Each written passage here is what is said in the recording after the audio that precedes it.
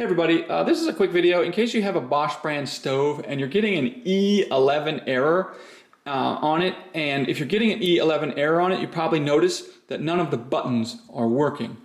And so the reason that none of the buttons aren't working is because the E11 error is sensing condensation or wetness around the control panel, and that can damage, cause short circuits, cause circuits to fry and everything like that.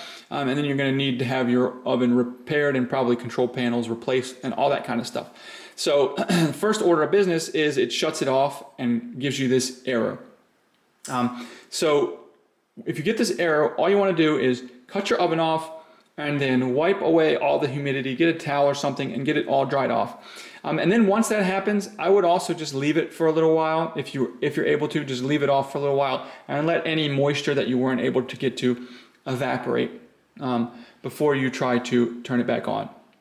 Because the last thing you want to do is fry a circuit or something like that, because there's moisture in there that you could have let dry.